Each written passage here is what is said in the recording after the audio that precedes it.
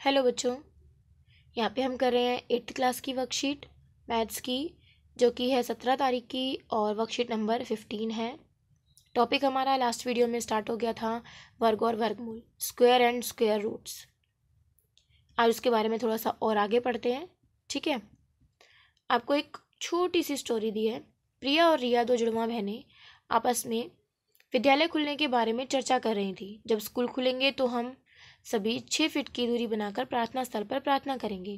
तभी रिया ने कहा, हमारे विद्यालय में कुल 1027 बच्चे हैं और हम सभी एक वर्ग बनाकर खड़े हो जाएंगे, अर्थात एक पंक्ति में उतने ही बच्चे होंगे जितनी हम कुल पंक्तियां बनाएंगे।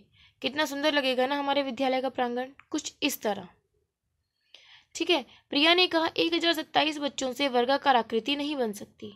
रिया को प्रिया पर गुस्सा आया। उसने पूछा, तुम यह कैसे कह सकती हो? क्या तुम्हें 1027 का वर्गमूल निकालना आता है? प्रिया ने कहा, मुझे किसी भी संख्या का वर्ग निकालना तो आता है, परंतु किसी भी संख्या का वर्गमूल निकालना नहीं आता, क्योंकि यह भी मैडम ने नहीं सिखाया। फिर भी मैं इकाई के अंक को देखकर यह बात कह सकती हूँ कि 1027 बच्चे वर्गाकार आकृति नहीं बना सकते। ठीक है, अब देखते हैं। प्रिया, क्या तुमने ध्यान से कुछ देखा? रिया, क्या? प्रिया, कुछ संख्याएं ऐसी हैं जो इकाई के स्थान पर बार बार आ रही हैं और एक पैटर्न बना रही हैं।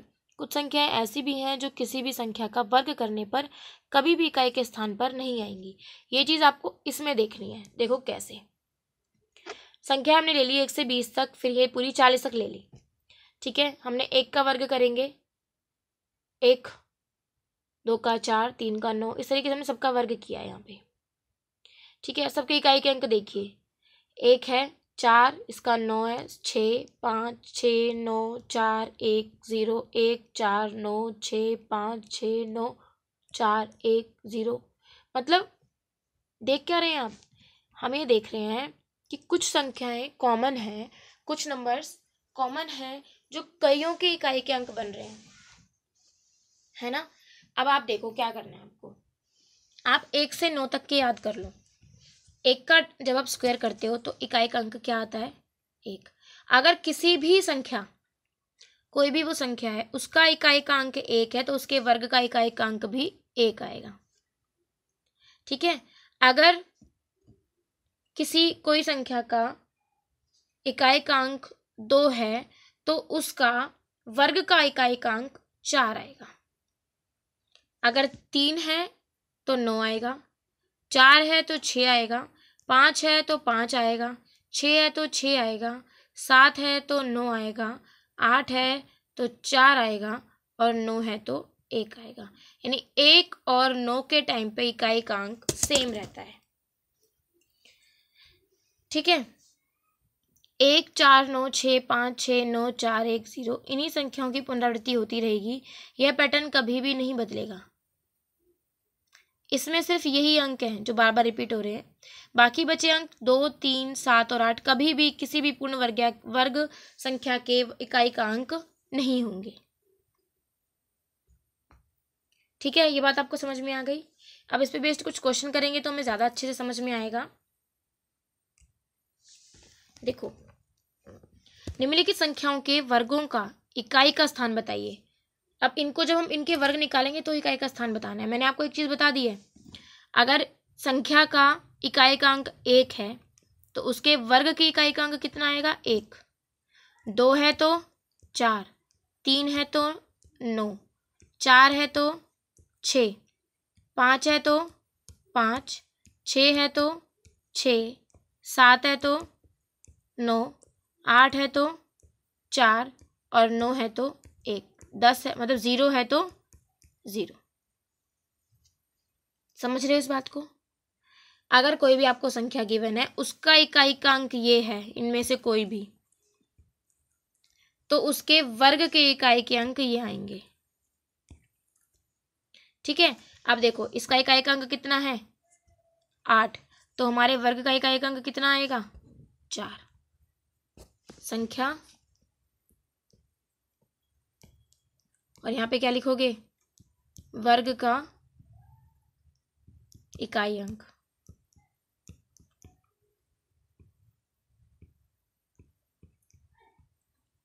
संख्या है हमारी 56778। तो इसका इकाई का अंक कितना हो जाएगा? 4, क्योंकि यहाँ पे इकाई का अंक 8 है। यहाँ पे अगली संख्या का 6 है, तो 6 वाले का कितना किया हमने? 6। ठीक है, फिर 6 है तो 6 आएगा, 9 है तो 1, और 8 है तो कितना आएगा? 4। क्लियर? समझ आ गया सभी को अच्छे से? आगे चले। कौन सी संख्याएं कभी भी पूर्ण वर्ग नहीं हो सकती? अभी हमने समझा था, एक तो 2, एक 3 और एक 7 और एक 8। दोबारा देखो, 2, 3, 7 और 8 ये लिखा। कभी भी किसी भी संख्या के वर्ग के इकाई के अंक नहीं होंगे। ठीक है, अगर ये किसी पे भी वर्ग इकाई के अंक हैं तो वो संख्या पूर्ण वर्ग संख्या नहीं होगी। अब मैंने पूछा कौन कौन सी संख्याएं पूर्ण वर्ग नहीं होंगी? कौन कौन सी नहीं होंगी? 9 तो होता है, 8 नहीं होता, ये नहीं होगी, ये भी नहीं होगी, और क्यों नहीं होंगी? क्योंकि इनके इकाई के अंक 8, 7 और 3 है। रीज़न क्या है? 2, 3, 7 और 8 किसी भी संख्या के वर्ग के इकाई के अंक नहीं हो सकते। ठीक है, क्लियर? समझ आया सभी को अच्छे से? नेक्स्ट देखो,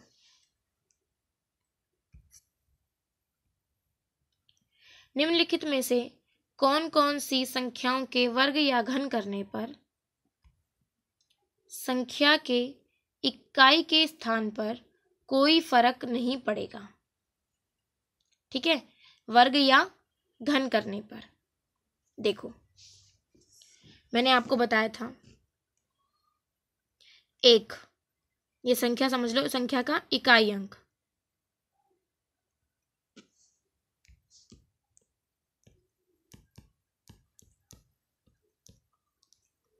और यहाँ पे वर्ग का इकाई अंक,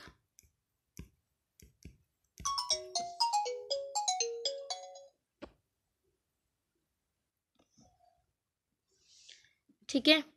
तो देखो, इकाई का अंक जो हमारी संख्या है उसका, हम एक चीज़ समझते हैं पहले, फिर हम इसको सॉल्व करेंगे। अगर मेरा इकाई का अंक 1 है तो उसका वर्ग भी 1 ही होता है, वर्ग के इकाई का अंक भी, और इसके घन का भी 1 ही होता है। ठीक है, जब 2 होता है इसका वर्ग का होता है 4, और एक घन का होता है 8। 3 में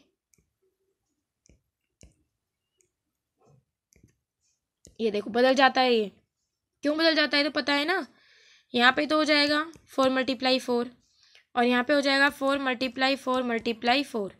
तो 4 4 जा 16, 16 4 जा 64, तो इकाई का अंक कितना हो गया? 4। इस तरीके से बदल जाते हैं ये। 5 का 5 ही रहता है, 6 का 6 ही रहता है। देखो 6 6 36, और 36 6 सा फिर करोगे तो फिर 6 6 36 आ जाएगा, यानी इकाई का अंक 6 ही रहेगा। 7 का 1 हो जाता है,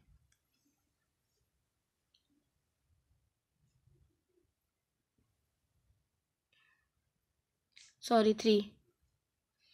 8 का 4 और 2, 9 का 1 और 9।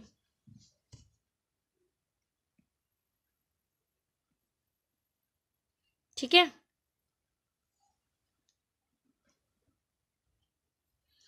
कौन कौन से नहीं बदले? 1, 5 और 6। बाकी सब बदलें। कौन सी संख्याओं के वर्ग या घन करने पर संख्या के इकाई के स्थान पर कोई फर्क नहीं पड़ता? अब नहीं पड़ेगा। अब जिसके इकाई के अंक पे 1, 5 या 6 आ रहा होगा, तो कौन कौन सी है ऐसी? 1, 2 और 3। इनका चाहे हम घन कर लें चाहे हम वर्ग कर लें, इकाई का अंक यही बना रहेगा। 6 वाले का 6, 1 का 1 और 5 वाले का 5। Clear question? समझ आ गया ना कैसे घन निकालते हैं? संख्या उसी नंबर को 3 बार मल्टीप्लाई करके। 2 को करेंगे 2 2 ज़ा 4 और यहाँ पे 2 2 ज़ा 4, 2 ज़ा 8, 3 3 ज़ा 9, 3 ज़ा 27, 4 4 ज़ा बता दिया मैंने आपको ये। 5 का 5 5 ज़ा 25, 25 5 ज़ा 125, 6 6 ज़ा 36, 36 6 ज़ा 216। ठीक है। 7 का 243 तो 3 आएगा। 8 का 512 2 आएगा। 9 का 729 तो 9 आएगा। सबके अलग अलग आते हैं। ठीक है, क्लियर हो गया? समझ आ गया सभी को अच्छे से? समझ आ गया हो, वीडियो अच्छी लगी हो तो वीडियो को लाइक कीजिए, शेयर कीजिए और चैनल को सब्सक्राइब कीजिए। Thank you.